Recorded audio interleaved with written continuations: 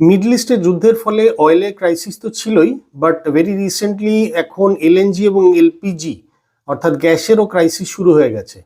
আর গত দুদিন আগে Iran all of a sudden কাতারের মেইন এলএনজি হাবে মিসাইল অ্যাটাক করার ফলে কাতার যথেষ্ট বাজেভাবে ক্ষতিগ্রস্ত হয়েছে। এবং এটা মনে রাখতে হবে যে ইন্ডিয়ার প্রায় 47-50% এলএনজি কিন্তু কাতারই সাপ্লাই করে, এবং কাতারের যা ক্ষয়ক্ষতি হয়েছে সেটা খানিকটা এখনো পর্যন্ত যা হিসাব করে দেখা গেছে, আগামী 5 বছরে তারা $100 বিলিয়ন, আবারও বলছি $100 বিলিয়ন রেভিনিউ তারা লস করলো।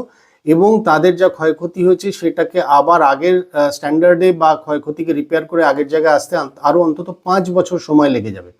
হাউএভার, এই গ্যাসের ক্রাইসিসের সময়ে Russia all of a sudden একটা খুব ভালো প্রপোজাল ইন্ডিয়াকে দিয়েছে। প্রথম কথা, তারা ইন্ডিয়া গভর্নমেন্টের গেইলকে বছরে 2.5 লক্ষ metric ton gas LNG supply করবে, এবং তার জন্য তারা কোনো আপাতত তারা যেটা বলেছে তার জন্য তারা কোনো ট্যাক্স নেবে না, এবং সেই সময় দাঁড়িয়ে মার্কেট রেট যা চলবে তার থেকে অন্তত $4 to $5 ডিসকাউন্টেড রেটে তারা ইন্ডিয়াকে এলএনজি সাপ্লাই করবে। এখন এই মুহূর্তে দাঁড়িয়ে অন অ্যান অ্যাভারেজ $13 থেকে $14 পার বিটিইউ এই রেশিওতে গ্যাস পাওয়া যাচ্ছে। But because of the middle ইস্টের ক্রাইসিস এটা $4 থেকে $5 প্রিমিয়ামে বিক্রি হচ্ছে। তার মানে এই মুহূর্তে দাঁড়িয়ে যদি কেউ পারচেস করতে যায় এলএনজি, তাহলে কম বেশি তাকে $20-21 আশেপাশে তাকে প্রাইস পে করতে হবে পার বিটিইউ হিসাবে। কিন্তু সেইটা ইন্ডিয়ার ক্ষেত্রে $4 থেকে $5 করে ডিসকাউন্ট রেটে পাওয়া যাবে।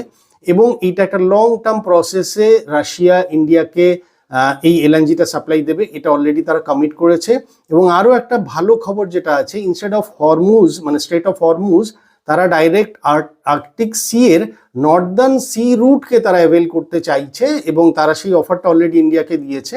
যার ফলে আগামী দিনে এই যুদ্ধের কারণে যে ইন্ডিয়ার জন্য যে সবসময়ই অয়েল বা গ্যাসের যেটা একটা রিস্ক যেটা সবসময় থেকে যাচ্ছিল যে কিভাবে আসবে জলপথে যদি কোনো গন্ডগোল হয়, সেই রাস্তাটাকে অ্যাভয়েড করা যাবে বলে মনে হয়।